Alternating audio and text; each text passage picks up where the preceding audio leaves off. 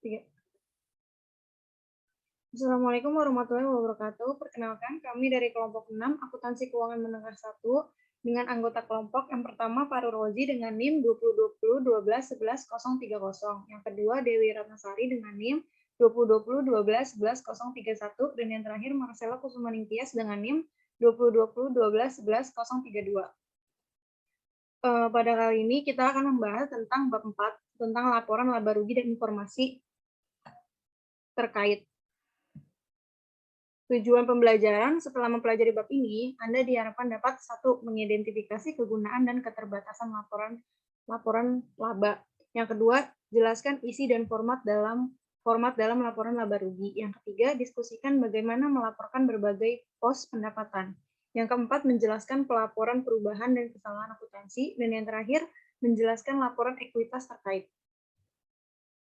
Perusahaan berusaha memberikan informasi laba rugi yang mereka yakini berguna untuk pengambilan keputusan. Investor membutuhkan informasi yang lengkap dan sebanding tentang pendapatan dan komponennya untuk menilai profitabilitas perusahaan dengan benar.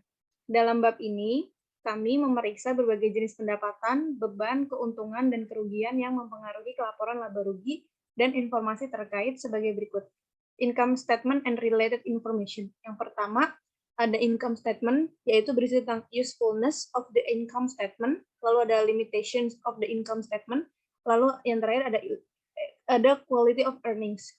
Yang kedua ada content and format of the income statement. Yang pertama ada element of the income statement, yang kedua ada intermediate component of the income statement, dan yang terakhir ada condensed income statement. Lalu yang ketiga ada reporting various income items. Yang pertama ada gross profit, lalu ada income from operations, ada income before income tax, ada net income, earnings per share, discontinued operations, allocation to non-controlling interest, lalu yang terakhir ada summary. Lalu untuk accounting change and error, ada change in accounting principle, change in accounting estimate, ada corrections of errors, lalu yang terakhir ada summary. Yang terakhir ada related equity statement. Yang pertama return earnings statement, lalu ada comprehensive income statement, dan yang terakhir statement of change in equity. Laporan keuangan berubah. Laporan keuangan berubah, RPC Group PLC atau GBR melaporkan informasi tambahan berikut dalam laporan tahunan terbarunya dalam jutaan pound sterling.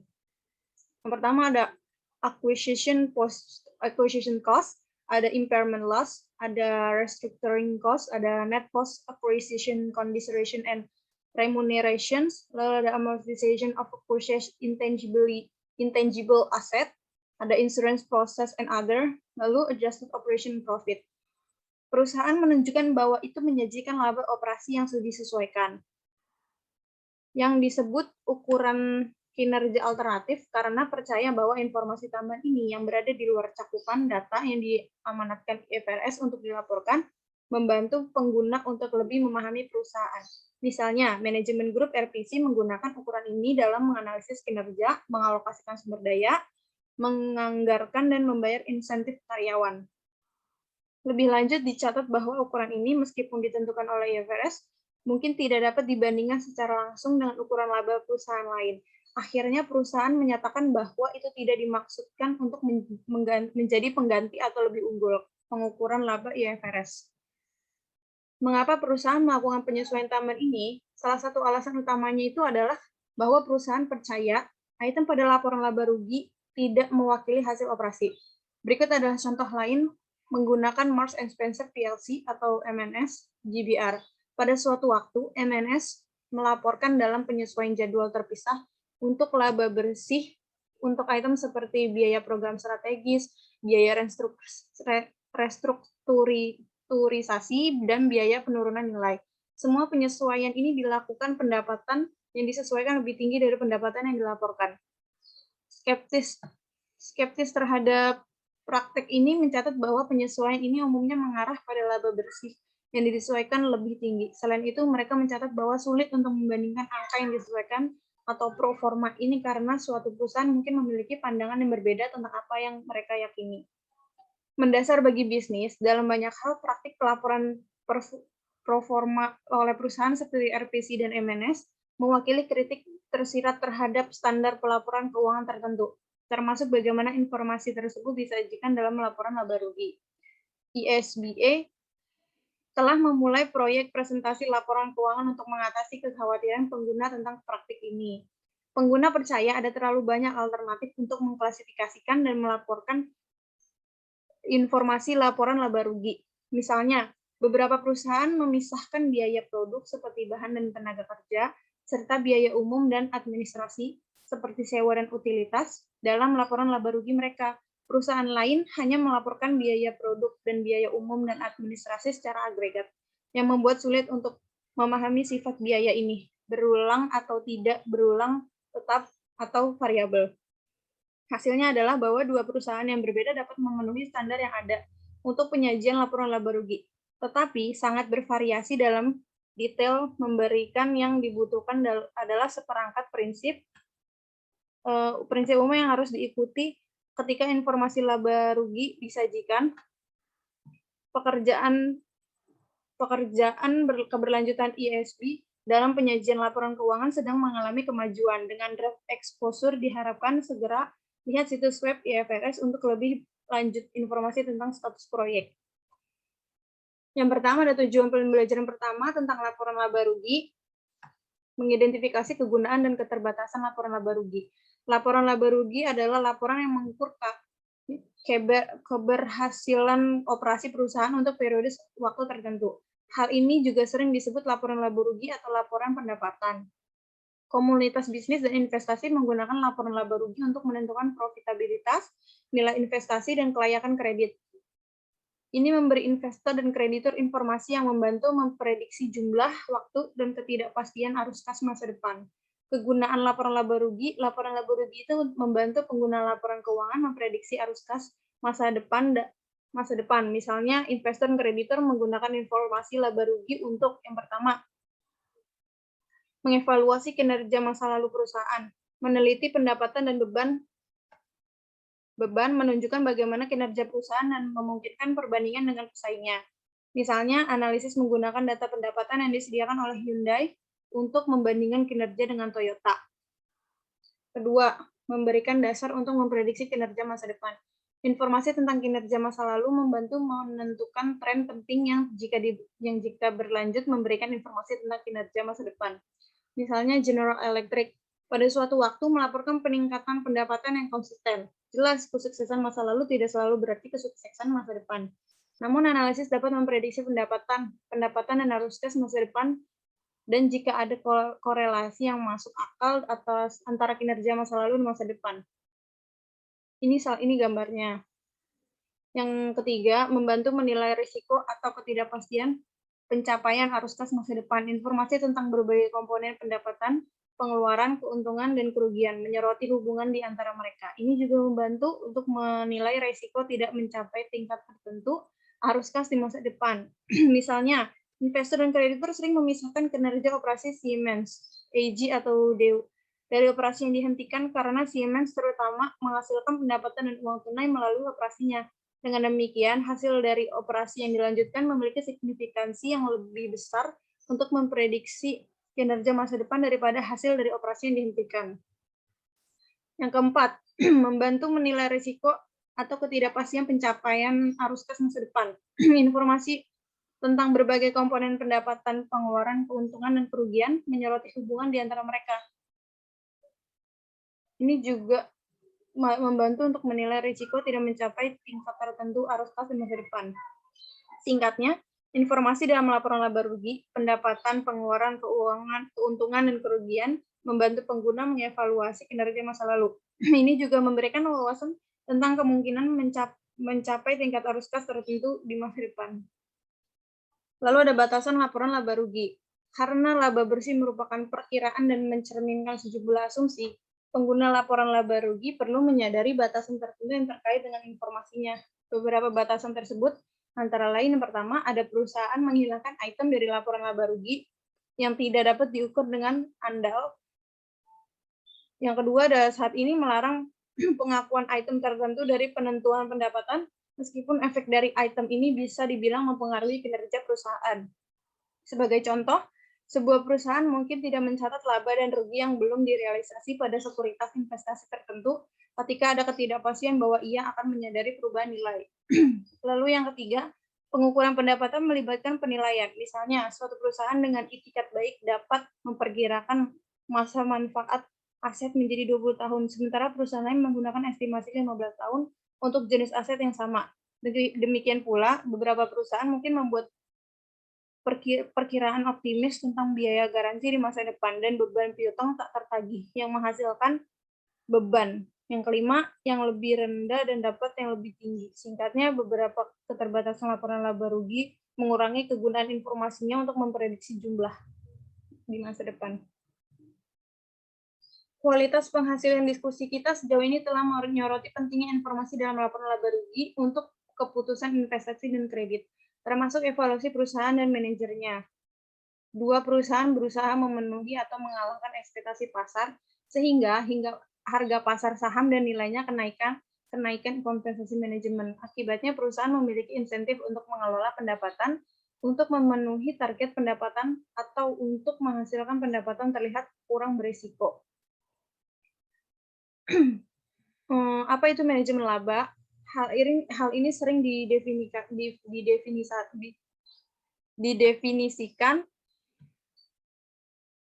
sebagai waktu yang direncanakan dari pendapatan, pengeluaran, keuntungan, dan kerugian untuk menghaluskan gundukan pendapatan.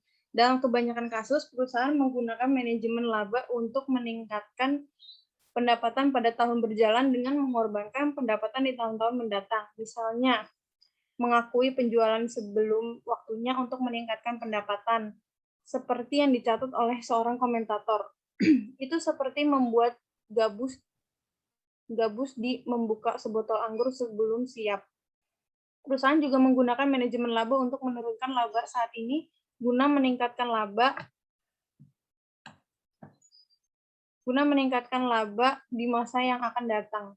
Kasus klasik adalah penggunaan cadangan cookie jar. Perusahaan menetapkan cadangan ini dengan menggunakan asumsi yang tidak realistis untuk memperkirakan kewajiban untuk item seperti kewajiban lingkungan, biaya restrukturisasi, dan pengembalian garansi. Apa arti angka? 4 nomor paling kesekian mengelola laba naik atau turun berdampak buruk pada kualitas laba.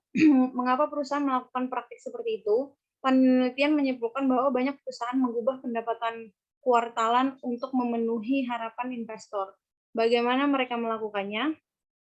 Temuan penelitian menunjukkan bahwa perusahaan cenderung menaikkan angka pendapatan mereka sebesar 10 sen atau 2 sen. Itu memungkinkan mereka membulatkan hasil hingga sen tertinggi, seperti yang diilustrasikan pada bagian berikut ini. Apa yang ditunjukkan oleh penelitian adalah bahwa angka 4 lebih jarang muncul di tempat ke-10 daripada digit lainnya, dan secara signifikan lebih jarang daripada yang diharapkan secara kebetulan. Efek ini disebut quadrophobia. Untuk perusahaan tipikal dalam penelitian ini, peningkatan $31 dalam laba bersih tribulanan akan meningkatkan laba per saham sebesar 10 sen. Analisis hasil kuartalan yang lebih baru untuk lebih dari 2.600 perusahaan menemukan bahwa pembulatan ke atas tetap lebih umum daripada pembulatan ke bawah. Studi terbaru lainnya memperkuat kekhawatiran tentang manajemen laba. Next. Tujuan pembelajaran 2 yaitu menjelaskan isi dan format laporan laba rugi. Elemen laporan laba rugi, laba bersih dihasilkan dari transaksi pendapatan, beban, keuntungan, dan kerugian. Pendapatan transaksi berfokus pada aktivitas terkait pendapatan yang telah terjadi selama periode tertentu. 4 pernyataan tersebut selanjutnya dapat mengklasifikasikan pendapatan menurut pelanggan. Ini produk atau fungsi dengan operasi dan non-operasi.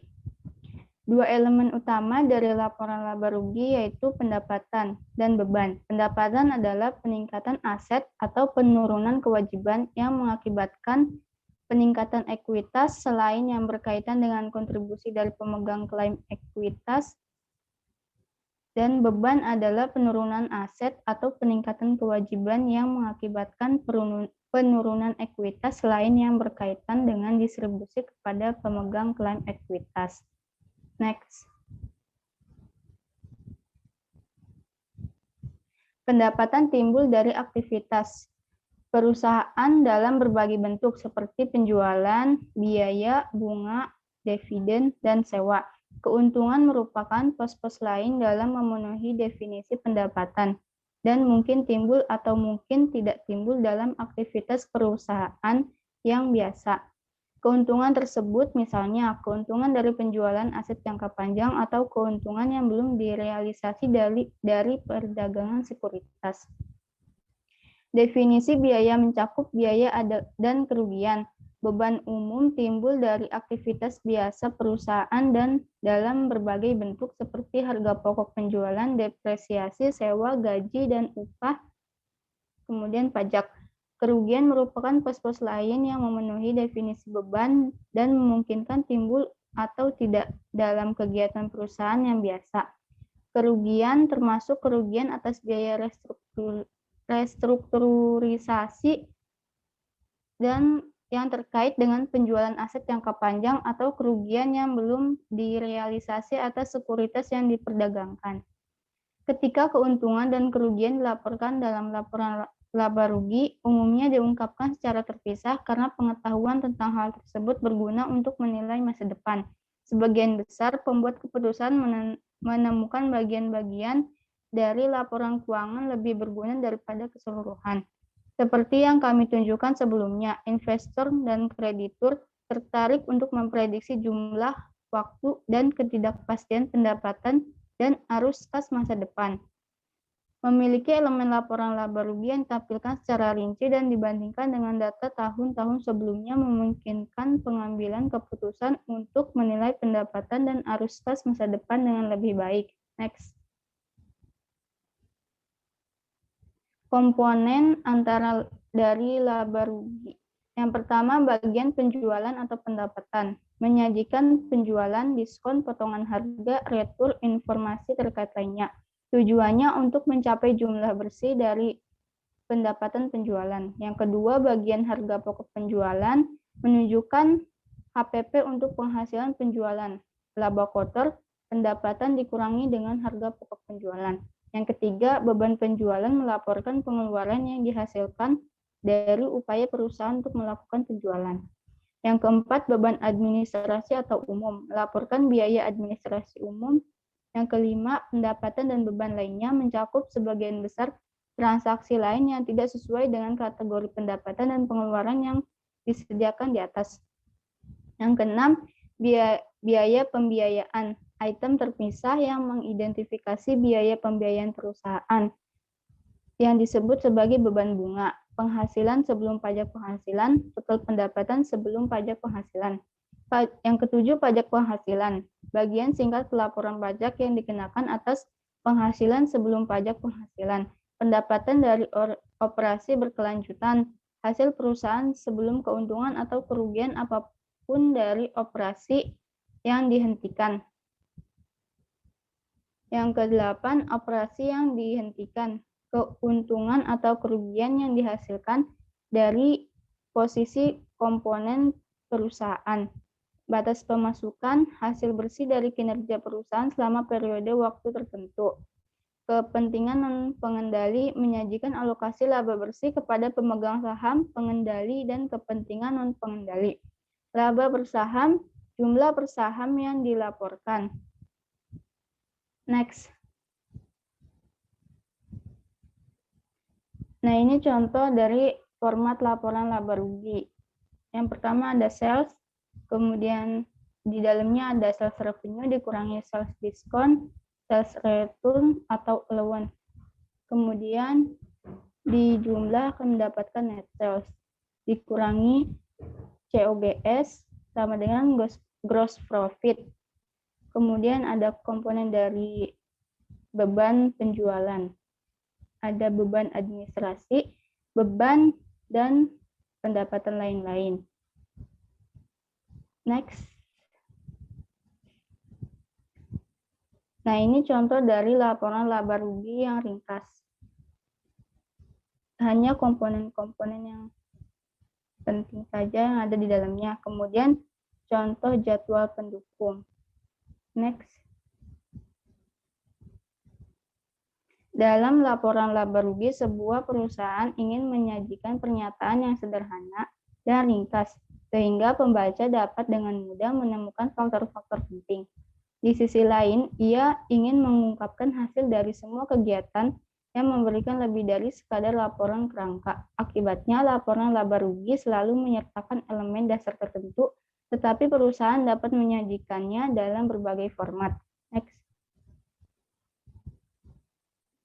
Tujuan belajar yang ketiga yaitu melaporkan berbagai item pendapatan. Ada laba kotor, yaitu yang dihitung dengan mengurangi harga pokok penjualan dari penjualan bersih. Pengungkapan penjualan bersih berguna karena melaporkan pendapatan penjualan reguler sebagai item terpisah. Ini mengungkapkan pendapatan yang tidak biasa atau insidental dalam pendapatan dan beban lainnya. Akibatnya, analisis dapat lebih mudah dipahami dan dapat dinilai dengan pendapatan dari operasi yang berkelanjutan. Yang kedua, pendapatan dari operasi, yaitu contoh perusahaan Bokhong Company menentukan pendapatan dari operasi dengan mengurangi beban penjualan dan administrasi, serta pendapatan dan beban lain dari laba kotor.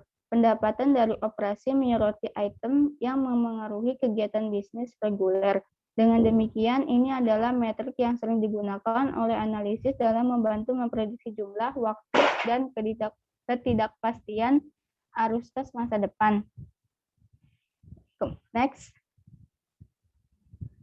Ada klasifikasi biaya. Perusahaan diharuskan untuk menyajikan analisis biaya yang diklasifikasikan baik menurut sifatnya, biaya pengiriman, biaya iklan, imbalan kerja, beban penyusutan, dan beban amortisasi atau fungsinya seperti beban pokok penjualan, dan beban administrasi. Keuntungan dari metode nature of expense adalah mudah diterapkan karena alokasi beban untuk fungsi yang berbeda tidak diperlukan. Untuk perusahaan manufaktur yang harus mengalokasikan biaya untuk produk yang dihasilkan, menggunakan pendekatan bersifat pengeluaran memungkinkan perusahaan untuk melaporkan pengeluaran tanpa membuat alokasi yang sewenang-wenang.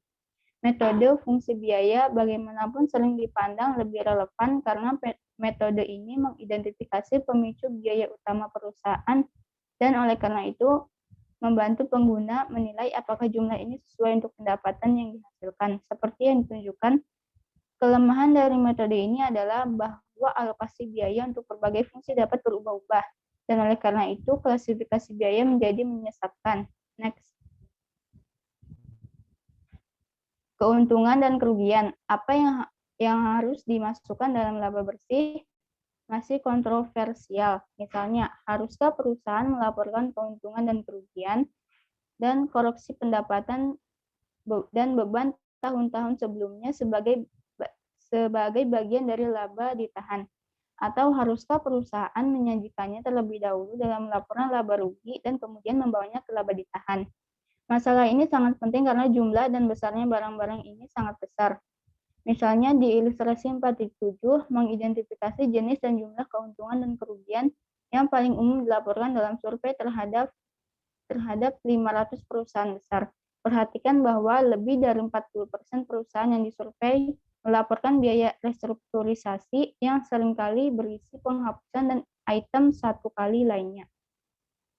Sebuah survei terhadap 200 pengadopsi IFRS menunjukkan bahwa sekitar 27% dari perusahaan yang disurvei melaporkan biaya operasi yang dihentikan. Next. Seperti yang dibahas dalam cerita pembuka kami membutuhkan praktik laporan pendapatan yang konsisten dan sebanding untuk menghindari informasi promosi yang dilaporkan oleh perusahaan. Mengembangkan kerangka kerja untuk melaporkan keuntungan dan kerugian ini penting untuk memastikan informasi pendapatan yang dapat diandalkan. Beberapa pengguna berpendapat bahwa ukuran pendapatan yang paling berguna hanya mencerminkan elemen pendapatan dan pengeluaran reguler yang berulang. Item yang tidak biasa dan tidak berulang tidak mencerminkan kekuatan pendapatan perusahaan di masa depan. Sebaliknya, yang lain memperingatkan bahwa fokus pada pendapatan yang mengecualikan item ini berpotensi melewatkan informasi penting tentang kinerja perusahaan. Setiap keuntungan atau kerugian yang dialami perusahaan, baik secara langsung maupun tidak langsung, terkait dengan operasi, memberikan kontribusi untuk jangka panjang. Seperti yang dicatat oleh seorang analis, penghapusan itu penting karena mereka berbicara tentang volatilitas pendapatan masa lalu.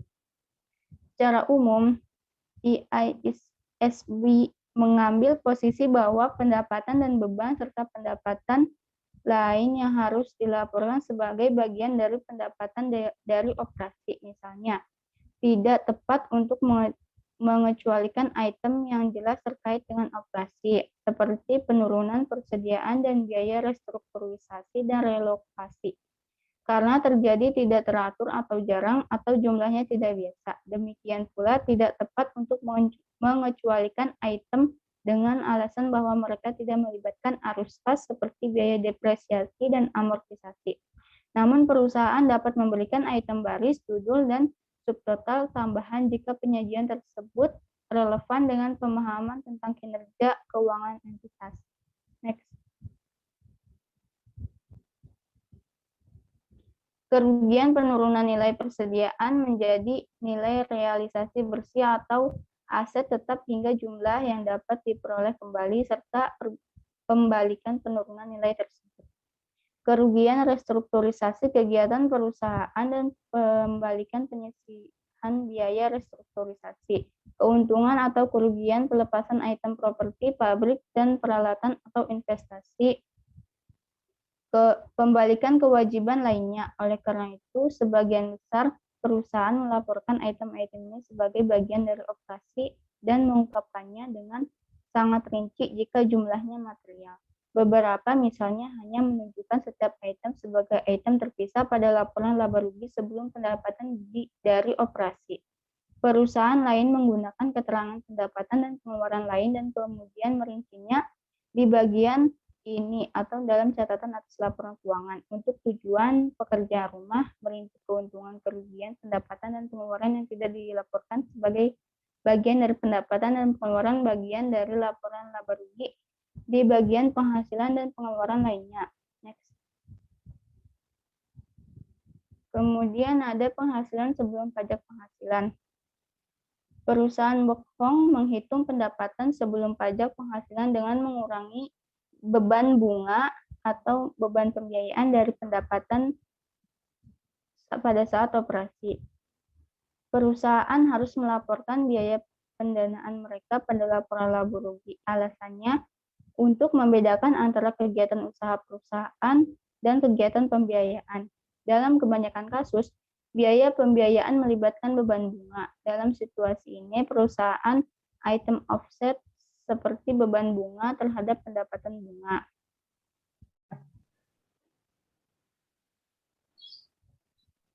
Kemudian ada batas pemasukan. Perusahaan bohong memotong pajak penghasilan dari penghasilan sebelum pajak untuk mendapatkan laba bersih. Laba bersih merupakan pendapatan setelah semua pendapatan dan beban untuk periode tersebut dipertimbangkan. Hal ini dipandang oleh banyak orang sebagai ukuran paling penting dari keberhasilan atau kegagalan perusahaan untuk jangka waktu tertentu. Pajak penghasilan dilaporkan pada laporan laba rugi sebelum laba bersih karena beban ini tidak dapat dihitung sampai semua pendapatan dan beban ditentukan. Dalam praktiknya, pemahaman tentang bagaimana perusahaan sampai pada pajak penghasilan untuk periode tersebut adalah penting. Misalnya, beberapa item pendapatan mungkin memiliki tarif pajak berbeda yang terkait dengannya. Dalam kasus ini, pos pengeluaran mungkin tidak dapat dikurangkan atau tujuan pajak penghasilan. Memahami situasi ini memungkinkan pengguna untuk memprediksi dengan lebih baik apa yang akan terjadi di masa depan bagi perusahaan. Akibatnya, Sering terjadi pengungkapan yang luas terkait bagaimana jumlah beban pajak penghasilan ditentukan. Next.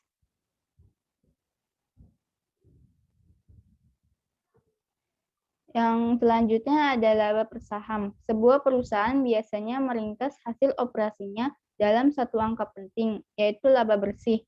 Kemudian dunia keuangan telah secara luas menerima angka yang bahkan lebih tersaring sebagai indikator bisnis yang paling signifikan, laba per sahamnya atau EPS. Perhitungan laba per saham biasanya mudah, yaitu laba bersih dikurangi dividen preferensi atau penghasilan yang tersedia untuk pemegang saham biasa, dibagi dengan rata-rata tertimbang saham biasa yang beredar. Prospektus materi, proxy, dan laporan tahunan kepada pemegang saham biasanya menggunakan rasio laba bersih per saham atau laba per saham. Karena pentingnya perusahaan harus mengungkapkan laba per saham di muka laporan laba rugi.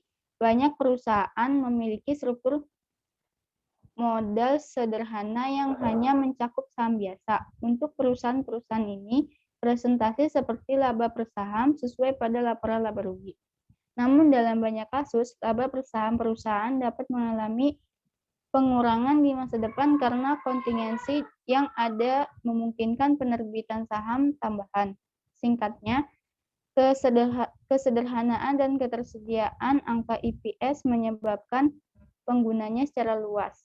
Karena pentingnya publik, bahkan publik yang berpengetahuan luas melekatkan pada laba per saham, perusahaan harus membuat angka EPS sebermakna mungkin.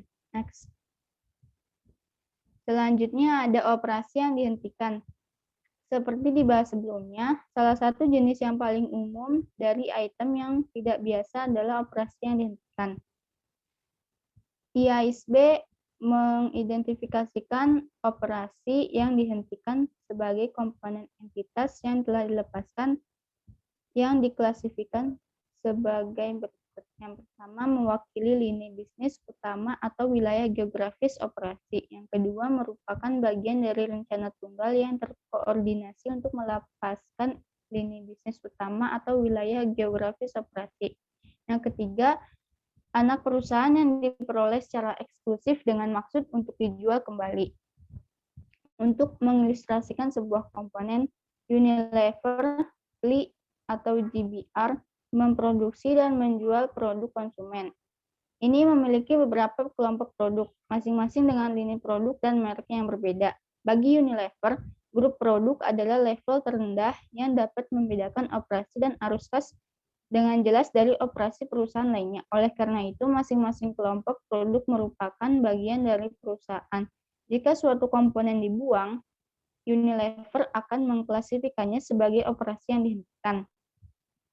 Perusahaan menggunakan frase pendapatan dari operasi yang berkelanjutan hanya ketika keuntungan atau kerugian pada operasi yang dihentikan terjadi. Sebuah perusahaan yang melaporkan operasi yang dihentikan harus melaporkan jumlah per saham untuk item baris, baik di muka laporan laba rugi atau dalam catatan laporan keuangan. Next.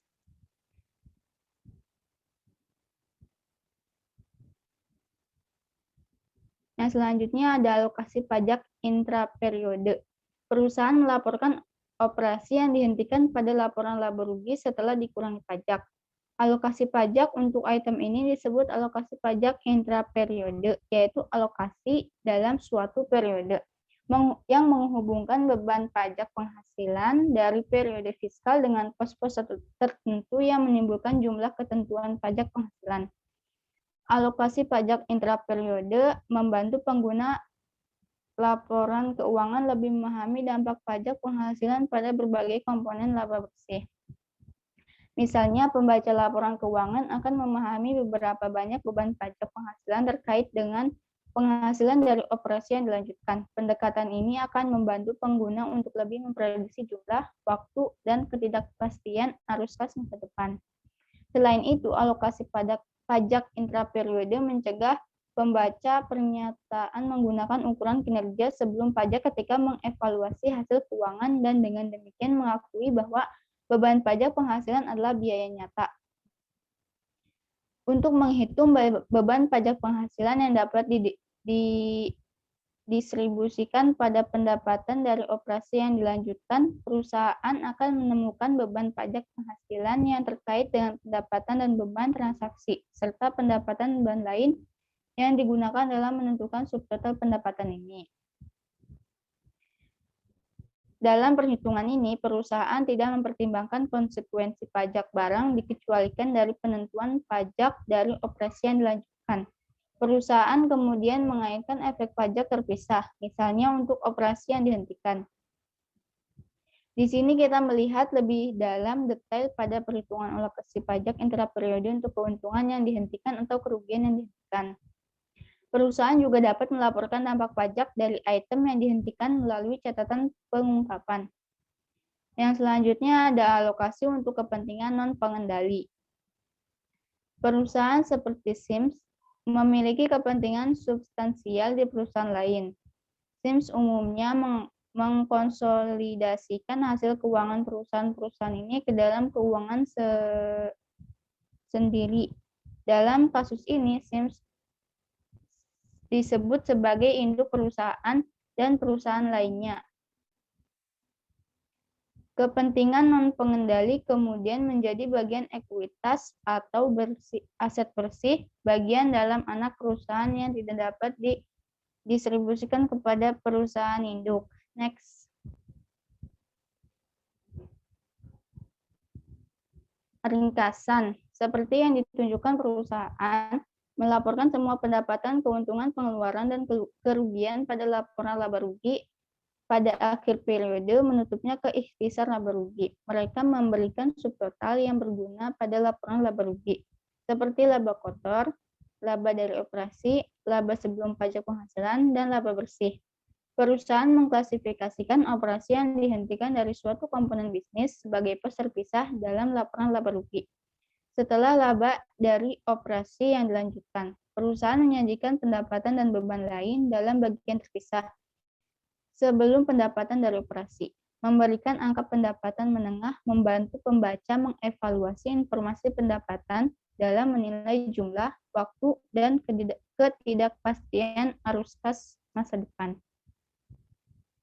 Kemudian konsep penghasilan yang berbeda. IASB sedang mengerjakan proyek yang berkaitan dengan penyajian laporan keuangan. Sebagai bagian dari proyek ini, dilakukan uji lapangan pada dua kelompok, penyusun dan pengguna. Para penyusun diminta untuk menyusun kembali laporan keuangan mereka dan kemudian mengomentari hasilnya. Pengguna memeriksa pernyataan, request, dan mengomentari kegunaannya. Salah satu bagian dari uji lapangan meminta analis untuk menunjukkan metrik kinerja utama mana yang mereka gunakan atau buat laporan laba rugi dari perusahaan. Mereka diberikan pilihan sebagai berikut. Yang pertama adalah laba bersih, kemudian pendapatan sebelum pajak, laba sebelum bunga dan pajak atau EBIT. Selanjutnya laba sebelum bunga, pajak, depresiasi, dan amortisasi atau EBITDA. Pendapatan operasional, penghasilan komprehensif, dan lainnya. Next. Seperti yang ditunjukkan, pendapatan operasional sebesar 31% dan EBITDA sebesar 27% diidentifikasi sebagai dua metrik kinerja utama yang digunakan atau dibuat responden dari laporan laba rugi perusahaan. Mayoritas responden mengidentifikasi metrik kinerja utama yang menggunakan laba bersih sebagai dasarnya atau sebagai penghasilan sebelum pajak termasuk dalam kelompok ini. Pengguna dan pembuat melihat lebih dari sekedar angka pendapatan bottom line yang mendukung persyaratan IFRS untuk memberikan subtotal dalam laporan laba rugi. Sebagai tanggapan, IASB telah bergerak maju dengan proyek dan sekarang mengusulkan bahwa subtotal tambahan ditambahkan ke laporan laba rugi. Secara khusus, arus proposal memiliki subtotal baru yang disebut laba bisnis dan EBIT yang akan ditambahkan ke informasi yang diperlukan dalam laporan laba rugi. Sebagai berikut untuk diagram lingkaran. Next. Kemudian ada jenis situasi, kriteria, contoh penempatan pada laporan laba rugi. Yang pertama, penjualan atau pendapatan jasa. Kriterianya pendapatan yang timbul dari aktivitas normal perusahaan. Contohnya pendapatan penjualan, pendapatan layanan. Penempatannya dalam laporan laba rugi, penjualan pendapatan atau bagian. Kemudian beban pokok penjualan. Beban yang timbul dari biaya persediaan yang dijual atau jasa yang diberikan. Contohnya di perusahaan dagang, HPP, di perusahaan jasa, biaya jasa. Di laporan laba rugi dikurangi dari penjualan untuk mendapatkan laba kotor atau pendapatan layanan. Selanjutnya ada biaya penjualan dan administrasi. Kriterianya beban yang timbul dari aktivitas biasa perusahaan. Contohnya gaji penjualan, breakout, sewa, penyusutan, utilitas. Di laporan laba rugi dikurangi dari laba kotor jika digunakan pendekatan fungsi biaya, beban penyusutan dan amortisasi serta biaya tenaga kerja harus diungkapkan. Kemudian pendapatan dan beban lainnya, kriterianya keuntungan dan kerugian serta pendapatan dan beban tambahan lainnya. Contohnya keuntungan penjualan aset berumur panjang, kerugian penurunan nilai aset tidak berwujud, pendapatan investasi, pendapatan dividen dan bunga, kerugian korban. Di laba rugi, tempatkan laporan sebagai bagian dari pendapatan dari operasi.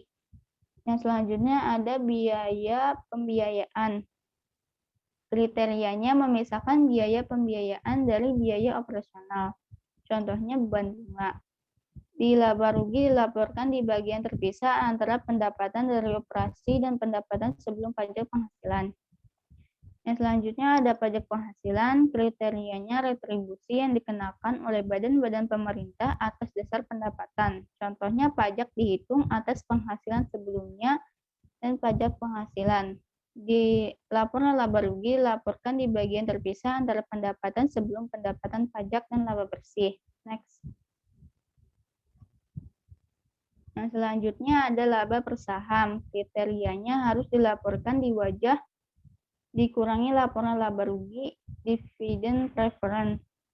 Contohnya laba bersih dibagi rata-rata tertimbang saham biasa yang beredar.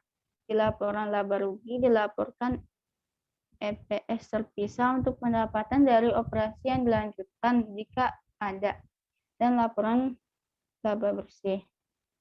Selanjutnya ada operasi yang dihentikan. Kriterianya sebuah komponen dari sebuah perusahaan yang telah dilepaskan atau diklasifikasikan sebagai dimiliki untuk dijual. Contohnya penjualan oleh perusahaan yang terdiversifikasi dari divisi utama yang mewakili satu-satunya kegiatan di bidang elektronik. Di laporan laba rugi dilaporkan keuntungan atau kerugian dari operasi yang dihentikan setelah dikurangi pajak dalam bagian terpisah antara pendapatan. Next.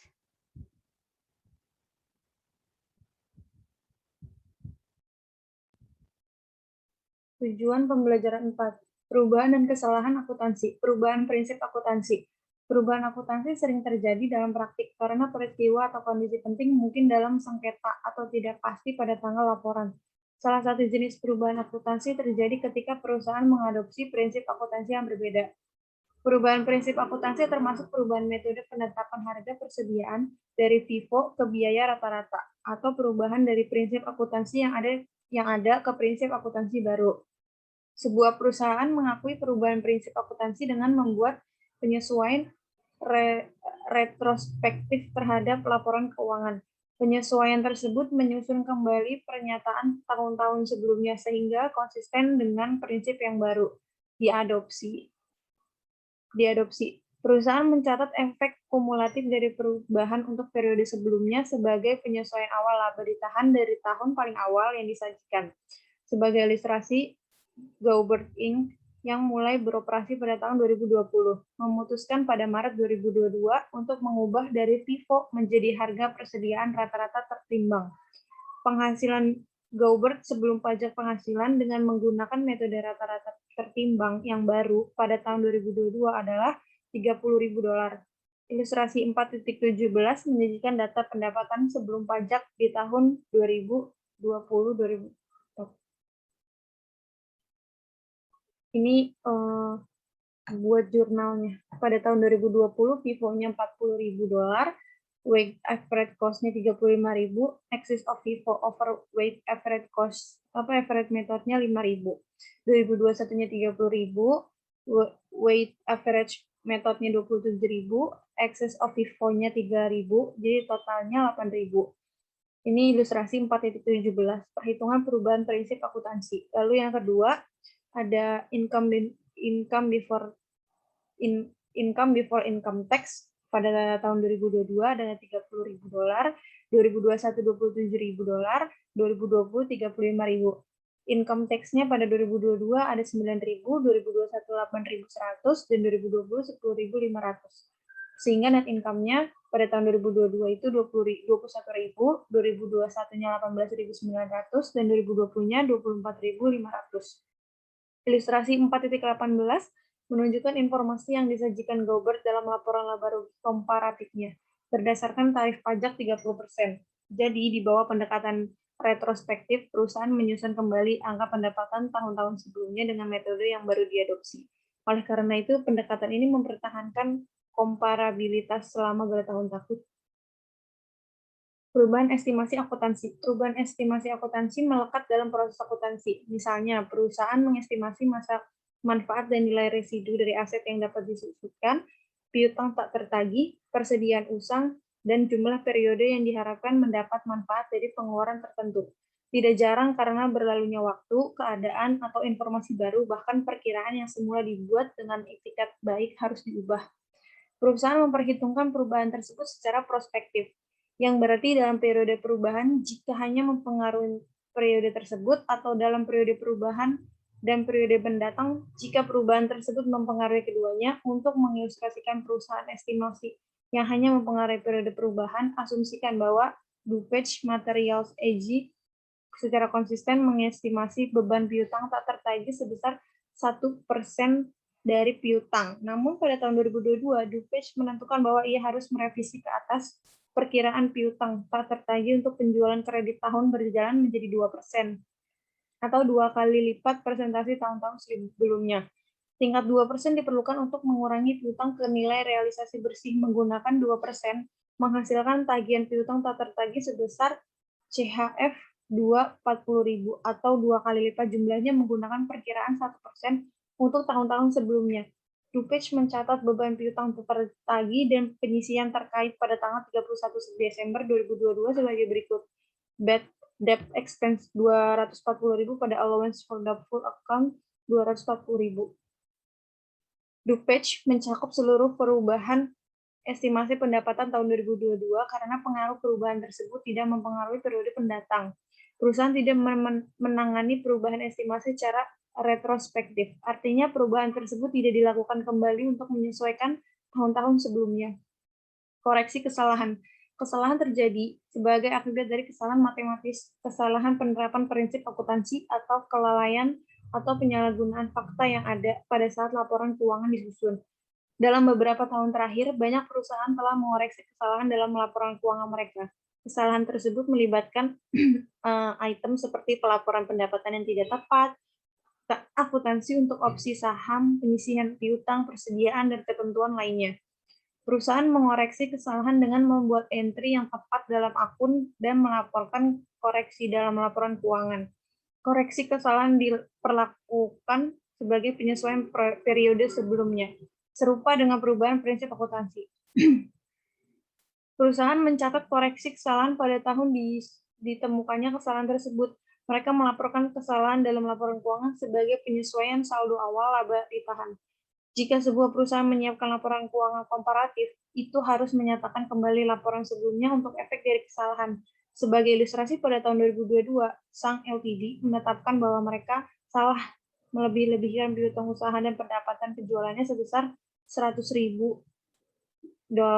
pada tahun 2021. Pada tahun 2022, Sang membuat entry berikut untuk mengoreksi kesalahan ini. Return earnings pada akun receivable sebesar $100.000. Laba ditahan di debit karena pendapatan penjualan, dan oleh karena itu laba bersih dilebih-lebihkan pada periode sebelumnya. Piutang usaha dikreditkan untuk mengurangi saldo yang dilebih-lebihkan ke jumlah yang benar. Next.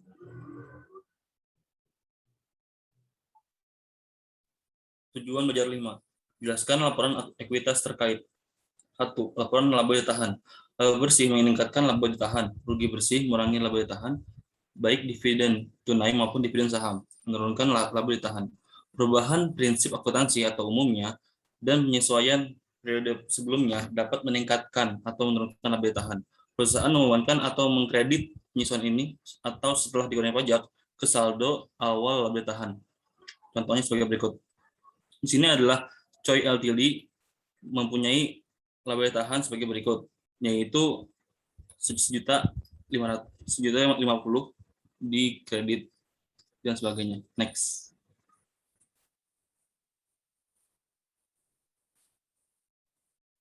Pembatasan laba ditahan. Perusahaan sering membatasi laba ditahan untuk mematuhi persyaratan kontrak, kebijakan dewan direksi, atau kebutuhan saat ini. Umumnya, perusahaan mengungkapkan dalam catatan atas laporan keuangan jumlah laba ditahan yang dibatasi. Dalam beberapa kasus, perusahaan mentransfer jumlah laba ditahan yang dibatasi ke akun berjudul laba ditahan yang ditentukan. Oleh karena itu, bagian laba ditahan dapat melaporkan dua jumlah terpisah. 1. Laba ditahan gratis atau tidak dibatasi, dan yang kedua, laba ditahan disesuaikan atau dibatasi. Total dari kedua jumlah ini sama dengan total laba ditahan. Yang kedua ada laporan laba rugi komprehensif. Perusahaan umumnya memasukkan dalam pendapatan semua pendapatan, beban, keuangan, dan kerugian yang diakui selama periode tertentu. Pos-pos ini diklasifikasikan dalam laporan laba rugi sehingga pembaca laporan keuangan dapat lebih memahami pentingnya berbagai komponen laba bersih. Perubahan prinsip akuntansi dan koreksi kesalahan dikeluarkan dari perhitungan laba bersih karena pengaruhnya terkait dengan periode sebelumnya. Dalam beberapa tahun terakhir, penggunaan nilai wajar untuk mengukur aset dan kewajiban telah meningkat. Selanjutnya, kemungkinan laporan keuntungan dan kerugian yang terkait dengan perubahan nilai wajar telah menempatkan beban pada pelaporan pendapatan. Karena nilai wajar terus berubah, beberapa berpendapat bahwa mengakui keuntungan dan kerugian ini dalam laba bersih adalah menyesatkan. Next. Perusahaan memasukkan item-item yang memiliki laporan laba rugi dalam ukuran yang disebut pendapatan komprehensif. Pendapatan komprehensif mencakup semua perubahan ekuitas selama satu periode kecuali yang dihasilkan dari investasi oleh pemilik dan didistribusikan kepada pemilik. Oleh karena itu, pendapatan komprehensif mencakup hal berikut, yaitu pertama, semua pendapatan dan keuntungan. Yang kedua, pengeluaran dan kerugian yang dilaporkan dalam laba bersih. Yang ketiga, semua keuntungan dan kerugian yang melewati laba bersih tetapi mempengaruhi kelas ekuitas. Pos-pos ini, yaitu perubahan ekuitas non-pemilik yang mengabaikan laporan laba rugi, disebut sebagai penghasilan komprehensif lain. Perusahaan harus menampilkan komponen pendapatan komprehensif lain dalam salah satu dari dua cara. Yang pertama, laporan berkelanjutan tunggal atau pendekatan atau satu pernyataan. Atau yang kedua, dua laporan laba rugi dan pendapatan komprehensif lain yang terpisah namun berurutan, atau dua pendekatan pernyataan. Pendekatan satu pernyataan sering disebut sebagai laporan laba rugi komprehensif. Pendekatan dua pernyataan menggunakan istilah laporan laba rugi tradisional untuk pernyataan pertama dan laporan laba rugi komprehensif untuk yang kedua pernyataan.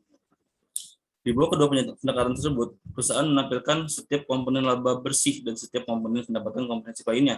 Selain itu, laba bersih dan komprehensif pendapatan dilaporkan, perusahaan tidak diharuskan untuk melaporkan informasi laba bersaham terkait dengan laporan rugi komprehensif.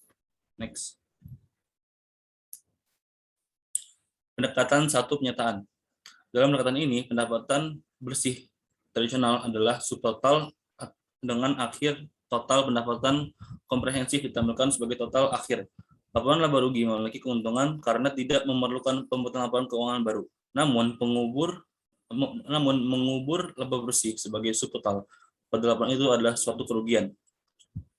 Berikut ada ilustrasi 4.21 menunjukkan format satu penyataan untuk GIL SPA. Ini ada contoh dari laporan laba rugi komprehensif. Yang kedua, pendekatan dua penyataan ilustrasi di samping yaitu 4.22 menunjukkan dua format penyataan untuk GIL. Laporan pendapatan komprehensif dalam penyataan terpisah menunjukkan bahwa keuntungan dan kerugian yang diidentifikasi sebagai pendapatan komprehensif lain memiliki status yang sama dengan keuntungan dan kerugian tradisional. Ini adalah contoh dari laporan laba rugi dengan dua penyataan. Next. Laporan perubahan ekuitas. Selain laporan laba rugi komprehensif, perusahaan juga diharuskan menyajikan laporan perubahan ekuitas.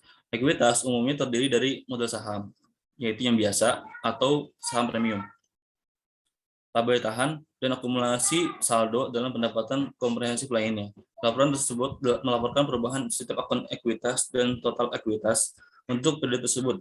Hal-hal berikut diungkapkan dalam nyataan ini. Yang pertama, akumulasi penghasilan komprehensif lain untuk periode tersebut. Yang kedua, kontribusi atau penerbitan saham dan distribusi atau dividen kepada pemilik. Yang ketiga, rekonsiliasi nilai tercatat setiap komponen ekuitas dari awal sampai akhir periode. Perusahaan sering menyiapkan laporan perubahan ekuitas dalam bentuk kolom. Dalam format ini, mereka menggunakan kolom untuk setiap akun dan untuk total ekuitas. Next.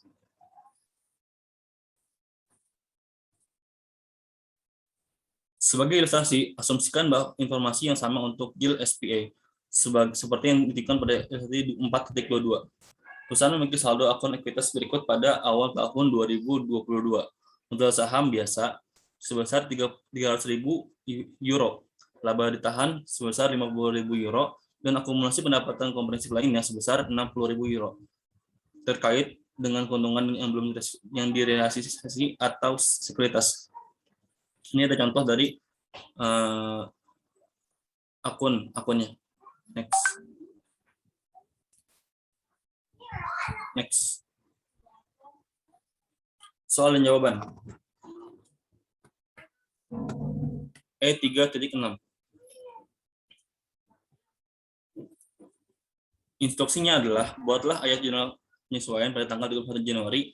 Sampaikan penjelasan. Judul akun adalah akumulasi penyusutan peralatan, beban penyusutan, pendapatan jasa, dan sebagainya. Ini adalah jawabannya. Next. Yaitu yang pertama adalah akumulasi penyusutan peralatan pada depresiasi expense sebesar 400. Yang kedua piutang pada servis sebesar 1.750. Yang ketiga beban asuransi pada asuransi dibayar di muka sebesar 1.250. Yang ketiga beban bunga. Yang keempat utang bunga pada beban bunga. Yang kelima asuransi dibayar di muka pada cash sebesar 15.000.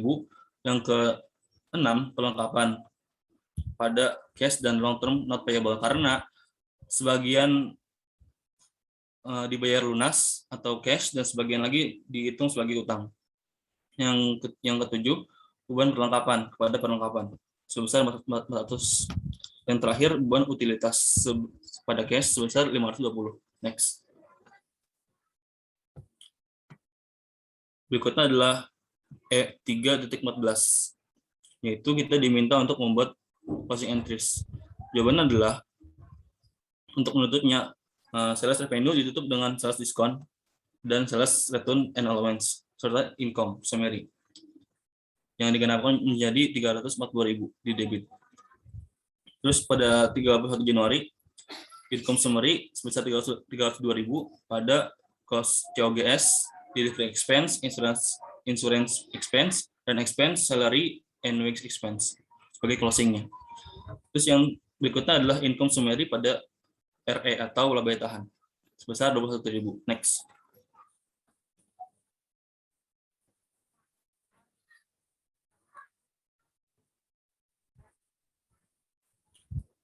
E3.22. Kita diminta untuk membuat lembar kerja dan menyajikan laporan sisi keuangan. Instruksinya adalah lengkapi lembar kerja dan siapkan laporan sisi keuangan. Ini ada jawabannya. Next.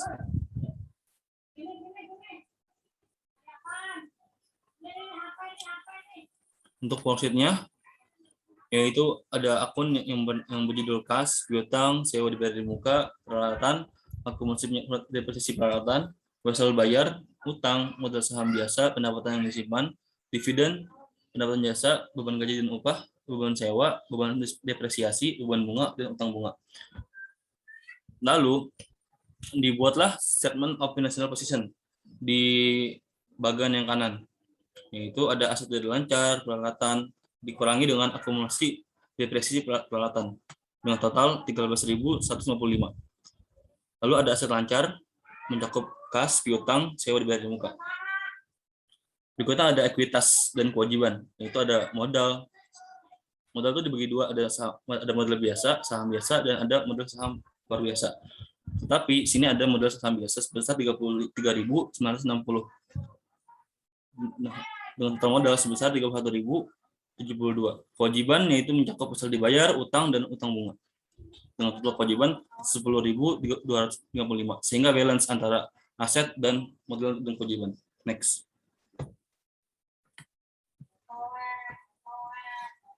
P3.6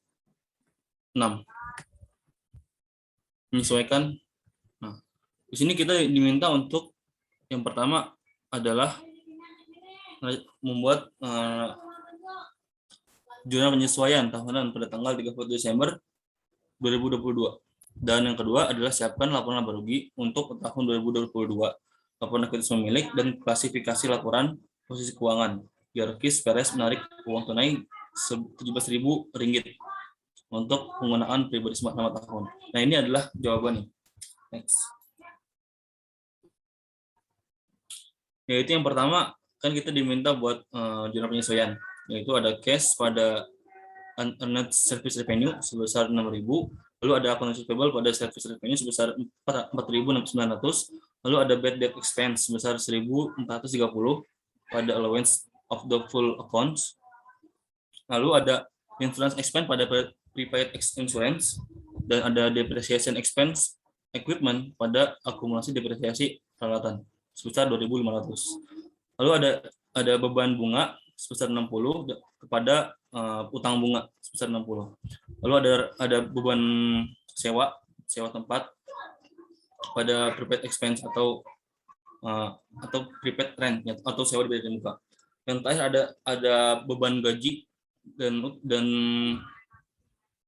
beban gaji pada utang gaji. Next. Yang B, di sini kita diminta untuk membuat statement of income statement. Itu buat laporan laba rugi. Yang pertama, kita mendapatkan service revenue sebesar 104.900. Dengan expense-nya itu ada service and week expense, rent expense, depreciation expense, bad debt expense, interest expense, utility expense, dan office expense, yang ditotal dengan 48.280. Maka net income yang dihasilkan adalah 56.620. Lalu yang kedua ada statement of change in equity. Perubahan modal pada Yorkis Perez yaitu mencakup kapital atau modal pada 1 Januari itu sebesar 18.010. Lalu ada tambahan net income sebesar 56.620, lalu dikurang dengan penggunaan dari modal itu oleh para direkturnya sebesar 13.000, maka diperoleh perubahan laba atau perubahan modal sebesar 57.630. Next.